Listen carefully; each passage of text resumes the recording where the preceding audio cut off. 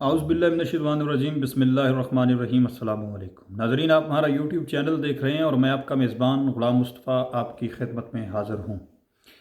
तकरीबन एक महीना पहले मैंने एक वीडियो बनाई थी किर्गिस्तान के हवाले से कि वहाँ पर विज़िट वीज़ा, वर्क वीज़ा और स्टडी वीज़ा के हवाले से काफ़ी चीज़ें उसमें बताई थी। और कमेंट सेक्शन में कुछ लोगों ने, कुछ दोस्तों ने, कुछ मोहब्बत करने वालों ने सवालात भी पूछे हैं। तो उसमें से 2 से 3 जो अहम तरीन क्वेश्चन थे, मैंने सोचा कि उसके जवाब आप लोगों को दिए जाएं कि वहाँ पर ज़ुबान कौन सी बोली जाती है और किर्गिस्तान में और आज़रबैजान में।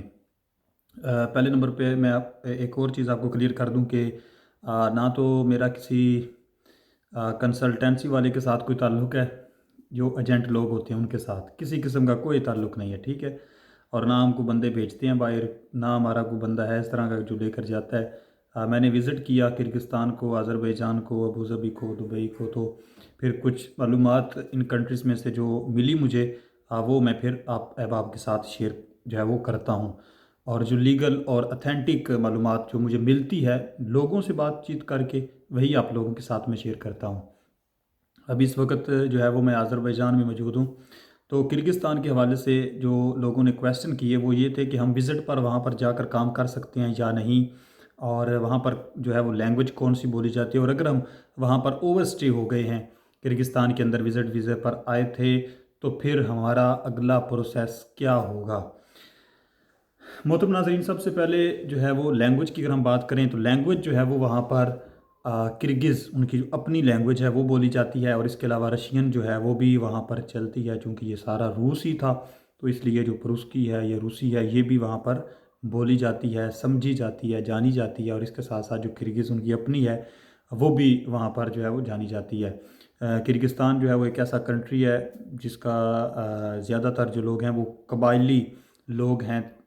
कहा जाता है कि तकरीबन 40 के करीब जो कबीले हैं मुख्तलिफ, वो वहाँ पर रहते हैं, ज़िंदगी गुजार रहे हैं। और तकरीबन इसकी जो 60 लाख के करीब पॉपुलेशन है सारी, और पहाड़ी इलाके हैं सारे। और मौसम जो है वो वहाँ पर बहुत ज़्यादा ठंडा होता है, -15 पर जाता है जो दर्जा हरारत है बिश्केक जो इसका कैपिटल है उसमें। और सारे इलाके में बर्फ़बारी बहुत ज़्यादा वहाँ पर होती है। लैंग्वेज की आपको समझ आ गई, क्लियर हो गया। ये तकरीबन बंदा 6-7 महीने में, साल में अच्छी सीख जाता है। और जिसको लैंग्वेज लैंग्वेज आती है वो वहाँ पर फिर अपना बिजनेस भी कर सकता है, सब कुछ कर सकता है। दूसरा क्वेश्चन ये था कि हम विज़िट वीज़े के ऊपर काम वहाँ पर कर सकते हैं या नहीं। तो विज़िट वीज़े के ऊपर जो है वो आप काम नहीं कर सकते, ना ही आज़रबैजान के अंदर आप काम कर सकते हैं और ना ही आप किर्गिस्तान के अंदर विज़िट वीज़े के ऊपर काम कर सकते हैं, अलाउड नहीं है। और अगर आप कोई वहाँ पर जो है वो कहीं किसी घर के अंदर या कहीं आगे पीछे होकर काम करते हैं तो ये एक अलहदा बात है, लेकिन आप वहाँ पर लीगल कानूनी तौर पर विज़िट वीज़े पे जाकर काम नहीं कर सकते। विज़िट वीज़े जो है वो सुनने में आया कि अभी बंद कर दिए गए हैं। बिज़नेस और वर्क वीज़े सिर्फ़ और सिर्फ इस वक्त ओपन है। जुमे वाले दिन जो है वो ये बंद हुए हैं। सुनने में आया कि जो किर्गिस्तान के विज़िट वीज़े हैं ये बंद हो चुके हैं। ये भी आपको मैं बताता चलूँ। वहाँ पर हमारे एक दोस्त हैं बड़े अच्छे, उनके साथ मेरा रब्ता हुआ था तो वो बता रहे थे कि विज़िट वीज़ा वीज़े जो हैं वो मुस्तफ़ा भाई बंद हो चुके हैं और इस वक्त बिज़नेस और वर्क वीज़े ही मौजूद हैं। अब हम बात करते हैं जो तीसरा आपका सवाल था कि अगर एक बंदा जो है वो ओवर स्टे हो गया है, साफ ज़ाहिर 2 महीने का इसका वीज़ा होता है और 3 महीने का भी होता है। इसी तरह अज़रबैजान का 1 महीने का होता है। और अज़रबैजान का भी आपको बता दूँ, यहाँ पर भी काफ़ी ज़्यादा लोग आ रहे हैं। यहाँ पर भी जो है वो आप विज़िट वीज़े के ऊपर काम नहीं कर सकते। यहाँ पर भी आप जो है वो वर्क वीज़े के बिज़नेस वीज़ा हो आपका, टीआरसी आपके पास हो तो फिर ही आप काम कर सकते हैं, या आपके पास वर्क वीज़ा हो फिर आप काम कर सकते हैं। ओवर स्टे अगर आप हो जाते हैं इन कंट्रीज़ के अंदर तो फिर क्या तरीक़ाकार है, किर्गिस्तान है या अज़रबैजान है। तो अगर ओवर स्टे आप हो गए हैं तो आपने एयरपोर्ट पर जाना है। अगर आप ओवर स्टे हो गए हैं, 2 महीने का आपका वीज़ा था वो ख़त्म हो गया और उसके बाद आप पकड़े नहीं गए, आप किसी सेफ जगह पे या किसी घर के अंदर ही महफूज रहे हैं, आपके किसी बंदे ने मुखबरी नहीं की या किसी को पता नहीं चला, आप बिल्कुल सेफ रहे हैं और आप बच गए हैं, इमिग्रेशन ने आपको नहीं पकड़ा। अगर वो तो पकड़ लेती है तो आपको डिपोर्ट कर देगी। अगर वो आपको नहीं पकड़ती और आप ख़ुद जो है वो 2-3 महीने 4 महीने बाद वापस जाना चाहते हैं, तो फिर तरीक़ाकार यही होगा कि आपको जो फ़ाइन है वो आपको पड़ेगा और वो फ़ाइन जो है वो आपने एयरपोर्ट के ऊपर पे करना है, तो फिर आप जा सकते हैं वहाँ पर। ये किर्गिस्तान का रूल है कि फ़ाइन। और अज़रबैजान का भी यही है कि आपने फ़ाइन जो है वो पे करना होता है एयरपोर्ट के ऊपर जाके। अगर आपको इमिग्रेशन पकड़ लेती है तो फिर तो आपको डिपोर्ट कर देगी, और अगर आपको मेरी इमिग्रेशन नहीं पकड़ती तो फिर जो है वो 1 महीने के बाद, जब आप 2 4 5 दिन बाद जाते हैं एयरपोर्ट के ऊपर, टिकट आपके पास होती है तो आप अपनी टिकट दिखाएंगे तो वो आपको देखेंगे कि आपको ओवरस्टे हो चुका है। तो इसका 401 मनात जो है वो बनता है, तकरीबन ये $250 बन जाता है। ये आपने फ़ाइन पे करना होता है अज़रबैजान में। और किर्गिस्तान का फ़ाइन का जो है वो मुझे माज़रत के साथ पता नहीं है, अगर मालूमात होती तो वो भी आपको लाजमी बताता।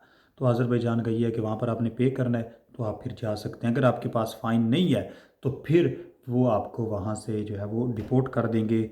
और अगर ये भी है कि अगर आपकी किस्मत अच्छी है तो हो सकता है वो आपको एक लेटर दे दें, और ऑनलाइन जो है वो आपके वीज़े के पासपोर्ट के ऊपर स्टैंप ना लगाएं, और ऑनलाइन जो है वो ये एलिगेशन आपके शो होना शुरू हो जाएगा कि ये बंदा वहाँ पर ओवरस्टे रहा है। जब दोबारा आप अज़रबैजान में आएंगे तो फिर आपको इन होने तब ही दिया जाएगा जब आप अपना फ़ाइन पे करेंगे, अदरवाइज़ आपको इस कंट्री में इन होने की इजाज़त नहीं दी जाएगी। एक और आम तरीन जो क्वेश्चन था वो ये था कि इन कंट्री से हम आगे यूरोप की तरफ मूव हो सकते हैं या नहीं। ये मैंने अपनी पिछली वीडियो में बताया था कि काफ़ी ज़्यादा लोग जो हैं वो इस हवाले से आते हैं, और इधर मैंने देखा है लोग आगे भी गए हैं और पीछे भी गए हैं, इसमें कोई शक नहीं है। इंडिया के भी काफ़ी आए थे, पाकिस्तान से भी काफ़ी आए थे। जो अमेरिका जाने के लिए आए थे तो वो तो उधर मैक्सिको की जानब गए थे, और वहाँ से उन्होंने आगे डंकी लगाई थी, इधर से वो चले गए थे। और जो यूरोप जाने के लिए आए थे, इंडियन पाकिस्तानी आते हैं, वो मालदोवा के वीज़ा लगवाते हैं यहाँ से, कुछ के लग जाते हैं, कुछ के नहीं लगते, वापस चले जाते हैं फिर। और किर्गिस्तान से भी ऐसी सूरत हाल है, वहाँ से भी सर्बिया के इसके अलावा बेलारस के जो है वो लगते हैं वीज़े, लोग जाते भी हैं, बाई एयर भी जाते हैं। और सुनने में आया कि लोग यहाँ से बाई रोड भी निकलते हैं, कुछ पकड़े जाते हैं और कुछ पहुँच जाते हैं, कुछ इस तरह की सूरत हाल है। तो ये कुछ क्वेश्चन थे। एक और चीज़ अपने जहन में आप रख लें कि मुझे एक लड़का यहाँ पर मिला था चंद दिन कबल, और यकीन जाने वो रो रहा था और उसकी बड़ी अजीब सूरत हाल थी। अगर मिला तो मैं उसका इंटरव्यू करके भी आपको दोबारा जो है वो दिखाऊंगा। तो उस मस्कीन के पास जो है वो ना खाने के लिए थे ना पीने के लिए कुछ था, तो वो सारे पैसे जो है वो अपने एजेंट को दे बैठा था। उसने इधर से आगे जाना था और सारे के सारे पैसे ही अपने एजेंट को दे दिए उसने, जो जितने भी उसके पास थे। एजेंट ने उसको बोला कि मैं तुम्हें 4 5 दिन के अंदर अंदर बेलारूस लेकर जाऊंगा, तो पेमेंट आप मुझे कर दो। गाड़ी में बिठा दिया कि ये आपको टैक्सी जो है वो बॉर्डर पार करवाएगी और लेकर जाएगी। लेकिन उसने आगे कहीं किसी घर में उसको उतार दिया, 4 5 दिन का राशन दिया, वहाँ पर वो खाता पीता रहा, ख़त्म हो गया। तो उसने, जो एजेंट था उसका, उसने कॉल नंबर तक अटेंड करना छोड़ दिया। तो ये सूरत हाल थी। तो वो अब बेचारा रो रहा था कि मेरे पास इंडिया का था, सिख था, कि मेरे पास अब ना खाने के लिए कुछ, ना पीने के लिए, ना रहने के लिए, तो मैं क्या करूं। उसका कुछ कुछ यहाँ पर हिसाब किताब लगाया था, उसको पनाह दी थी वक्ती तौर पर, एक दोस्त के साथ बात की थी। तो बहरहाल इस तरह के भी मामलात होते हैं, स्कैम होते हैं, बहुत ज़्यादा होते हैं। तो लिहाजा इन लोगों के साथ बच कर रहें। जो आप तमाम लोगों को एक बरादराना जो मेरा मशवरा है वो यही है कि किसी बंदे के ऊपर भी एतमार ना आप करें, 1 रुपया भी किसी को ना दें। अगर कोई, आप आते हैं यहाँ पर आगे निकलने के लिए, तो उसको बोलें कि भाई आप मुझे पहले पहुँचा दो वहाँ पर, फिर अपनी पेमेंट ले लेना। या थर्ड पर्सन के पास रख दें जो आपको भी जानने वाला हो और उसका जानने वाला हो, अदरवाइज़ बिल्कुल भी ना दें। इसी के साथ अपने मेज़बान ग़ुलाम मुस्तफ़ा को इजाज़त दीजिए। अगर आपका इस हवाले से कोई भी क्वेश्चन हो तो आप नीचे कमेंट सेक्शन में पूछ सकते हैं। अपने मेज़बान ग़ुलाम मुस्तफ़ा को इजाज़त दीजिए। नेक्स्ट वीडियो तक अल्लाह के बाद।